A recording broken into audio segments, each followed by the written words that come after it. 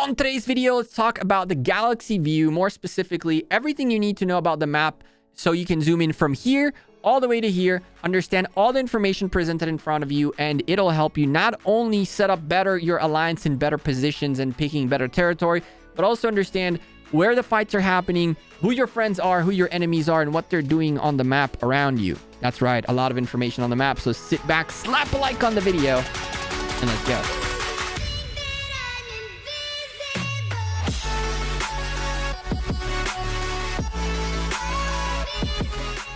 Hey there, YouTube. Welcome back to Gekko Gaming.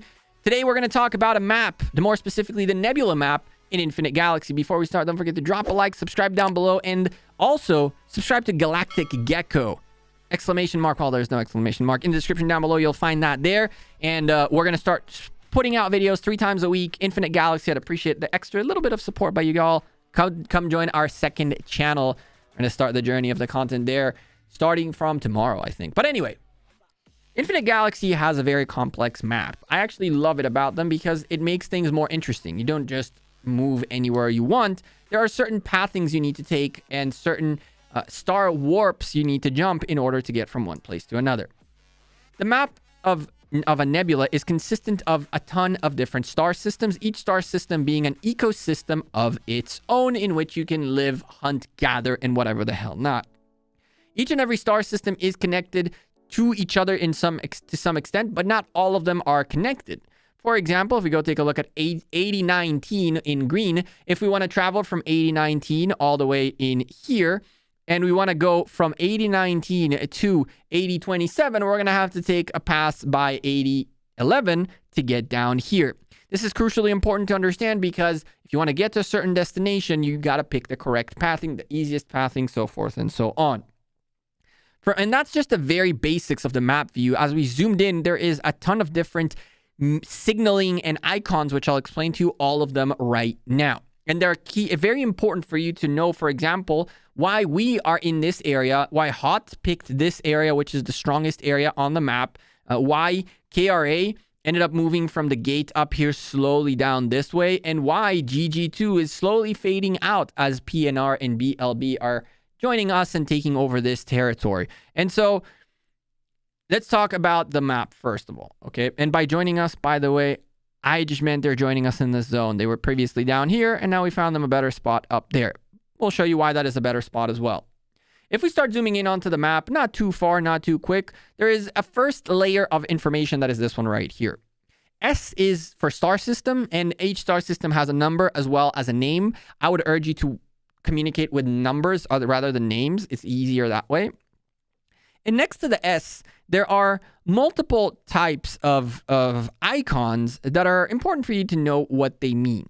And so you would think that there would be a legend somewhere out here where we can see what on earth is going on. You have a little bit of a legend in here, which tells you where your position is, where your alliance leader is, all these buildings, what they are. You can also see who your friendly allies are, your friendly alliances are, who your enemy alliances are, and who are just neutral. You'll understand why these colors are meaningful in a moment. As you can see, GG4 for us is in our union, and everybody else around here is friendly that we know of at least, and that we have set up a friendly relationship with. And so this right here is like the upper view. But when you start digging in, you're going to have multiple icons. The most important ones out of all of at this level of view is the little icon right next to the S, for example, S31, this icon right there. That icon essentially indicates that this specific star system has some sort of buff in it. Each star system has a star platform, which you need to defeat in order to take over the star system.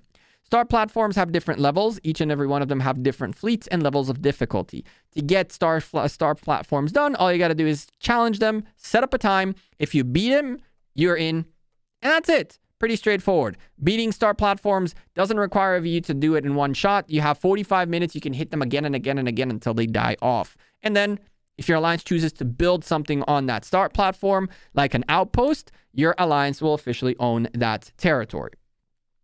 But this star outpost, for example, star platform, only gives you territory income of 790 core modules per day.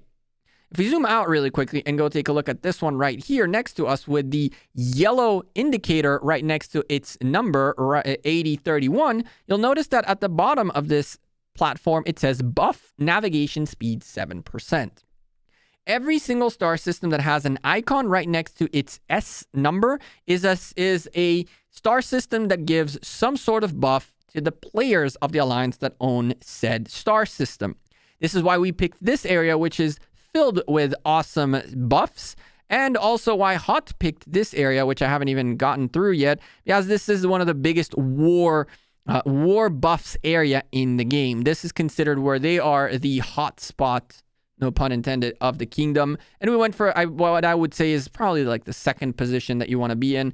GG2 for a little bit had a bunch of these buffs right here, but as we became more friendly with our people, the people around us, trying to get the message out there that Nebula 14 is here to grow together and do our thing, we essentially consolidated GG2 into other GGs and freed up a bunch of these different buff nodes for our friendly alliances to be able to grow as well and have their own buffs as well. Obviously, it's part of how this game works. Having the more buffs you have, the better off you are. So I'm glad that we found some awesome alliances that share our vision of building Nebula 14 together.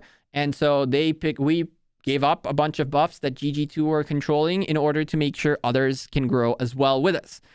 And so that's the first layer of things you need to know about the map. That is just the icon and the S. Now, on top of that, you have a couple of other interesting things that you should be aware of. And that is these icons right here. Once you zoom in a little bit more, there's going to be two new icons showing up on the map. Number one are the resources below the name of the star system. And number two are the ships, which we'll explain next. Each star system has its resources that are available within that system to be able to gather and bring back home. Just like every other game, really. You gather resources to be able to build up. Resources is one thing we really lack on. Each and every star system has different resources available within it, and you'll see how many of said resource is available within a star system. For example, you can see 8031 has deuterium and titanium, 6 titaniums, 3 deuteriums, and the ones around us have a bunch of plasma, a bunch of nickel, and all that good stuff. So when you're choosing where to put your alliance territory, you really want to make sure you have a diverse amount of resource nodes available within your territory so your alliance can go gather out there, you gain some credits out of it, and on top of that, folks are gathering. And how do you know folks are gathering in your alliance, in your territory? You can see it with the other icon we mentioned, which is the blue ships. All the blue ships are essentially the folks from my alliance. Anyone who has a fleet out there from our alliance, all over this place, we will be able to see, not only on our territory, but anywhere else that there would be a GGS member, there will be a blue little ship right next to it for us to know. If anyone moves between different star systems, and we can, where are you located? I think you're pretty far out here, and I think we can go ahead and send you back home. So as an example for what we were saying, you can see I am in here right now, 8098, and that's why there is one right there.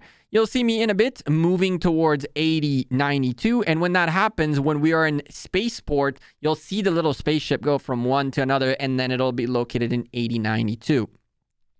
Any alliance you set up as friendly will show up on the map with yellow icons. Any alliance that you don't have anything set up with will show up in gray, I'm assuming. And anyone you set up as an enemy will show up as red ships. This is majorly important for you to know because at the end of the day, you'll be able to see, just like you can see there, I am right there. You'll be able to see just like that, but instead of with green in blue, if your allies, yellow, if you're friendly, and red if you're enemy, you'll be able to see on the map the movement of fleets. And this is a very good and important indicator for you to know kind of what's going on around you. So, for example, if there's an event going on where everybody's gathering in one node and you have no clue which one it is and you don't feel like asking, you can literally just zoom out and start looking around. And look at that. There's 13 folks in our hive right now. There's a bunch of people gathering also in 8066. Looks like a very popular hot spot for gathering. And if you're lazy, folks, which we all are, we're just going next to the hive or as close to the hive as we can get. As you can see, the further out you get, the less GGs you'll find. I guess there's 2 people here looking for deuterium and titanium. But anyway, this is kind of how you read the map, figure out what's going on. This is how alliances picked the different territories that they wanted to get. This is how we chose where we want to be. And this is also how all of these guys have located themselves. So now you know how to read the map. Now you know how to see things. I hope this was informative, helpful, useful for you. I'm Gekko. I'm out of here, and I'll see you in the next Infinite Galaxy video. We'll be streaming some of this on Monday. Tons of updates from the GG family. Tons of updates about what we're doing in our goals and where we're headed with all of this. As we took a pretty huge pretty big. Ooh, yeah, we took a nasty little hit from an event that just happened a little bit ago. We're gonna heal up, and we'll talk in the next video. Have a great rest of your week. We can have another time you're watching this. Take care. Have a good one. Peace. Thank you again for all your continued support lately. Have a good one. Bye. Peace.